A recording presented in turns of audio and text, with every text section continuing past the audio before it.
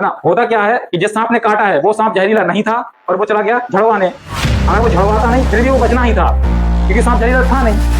तो वो बच गया, तो उसने सब जगह बोल दिया अरे उनने जो वो झाड़ते हैं तो उससे हम बच गए, मतलब सब लोग बच जाएंगे। सांप लगभग 50,000 लोग मर रहे हैं सिर्फ सांप के काटने के कारण।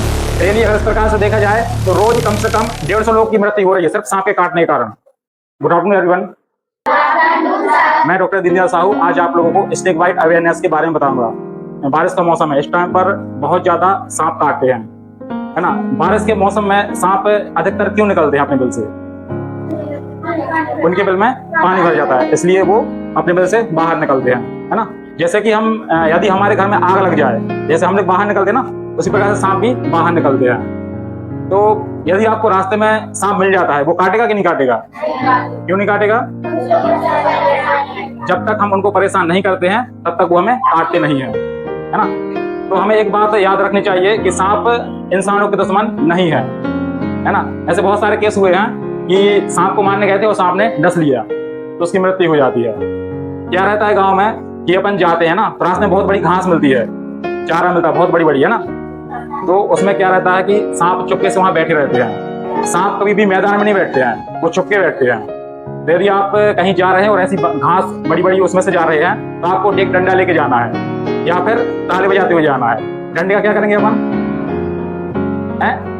डंडे को अपन ऐसे जमीन से मार के आजू बाजू मारते हुए जाएंगे, जैसे कि आवाज होगी और सांप सुन के वहां से भाग जाएगा ना। अगर आप चुपचाप जाएंगे तो सांप आपको काट लेगा, क्योंकि वो भी शांत बैठा है और आप भी चुपचाप जा रहे हैं और अचानक उसके यहाँ आपने पैर से रख दिया और वो वहीं बैठा था तो काट लेगा। हमें क्या करना है कि सांप को बताना है कि हम आ रहे हैं।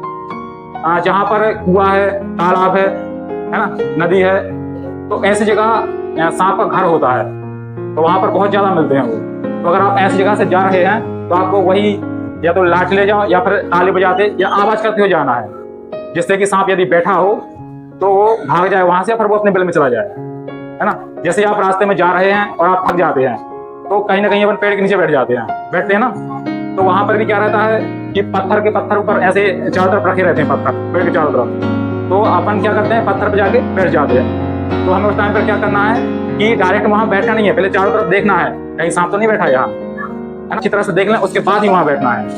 अधिकतर सांप खेत में ही मिलते हैं। खेत जैसे अगर आप खेत में जा रहे हैं ना तो अपन को फुल कपड़े पहन के जाना है, और लोगों वाले सूज आते हैं ना यहाँ तक रहते हैं तो वो पहन के जाना है। तो जो खेत में काम करते हैं तो उनको इस टाइप से पूरा पैक होकर रहना है। यदि गलती से सांप कहीं से आ भी रहा है और वो काट भी रहा है तो उसका फन इतना ऊपर जाता है तो वो अपन को काट नहीं पाता है। पहले तो अपन को भगाते हुए जाना है सांप को, या अपन आवाज करते हुए जाए तो सांप अपने पास आए ही ना। सांप अपने लिए काटने के लिए थोड़ा ना बैठा है कि इंसान और हम काट के ही जाएंगे। वो सांप इंसान से डरता है और इंसान सांप से डरता है। जंगल में जाते हैं, जंगल में भी अपन को यही करना है कि वहां पर फुल कपड़े पहन के जाना है, लोगों वाले सूच पहन के जाना है और डंडा साथ में लेके जाना है, जिससे अपन आवाज कर सकें। यदि घर के आजू बाजू घास लगी है तो उसको काटते रहना चाहिए बारिश के मौसम में, है ना। क्योंकि जो सांप आता है बगीचे में या कहीं से भी आता है तो वो मैदान से नहीं आता है। जैसे आपके यहाँ ग्राउंड है तो ग्राउंड में सीधा नहीं आएगा, वो दीवार के सहारे आजू बाजू से आएगा। तो यदि घर के आजू बाजू घास लगी है या कुछ भी है तो वहां काटते रहना चाहिए, जिससे कि सांप आए तो हमें दिख जाए। और वैसे भी अगर ऐसा रहता है तो अधिकतर आता नहीं है सांप, अगर आएगा भी तो हम देख सकते हैं कि वो सांप आ रहा है, सांप आ रहा है ना। जहाँ पत्थर का ढेर है, ईंटों का ढेर है या कचड़े का ढेर है, तो ऐसी जगह पर भी सांप पाए जाते हैं। आपको कुछ भी ईंट उठानी है तो वहां पहले आप ईंट को थोड़ा हिलाएंगे, है ना, या पत्थर या डंडे से कुछ ऐसा करेंगे कि अगर वहां सांप हो तो भाग जाएगा। अब उनको सीधी ईंट नहीं उठाना है,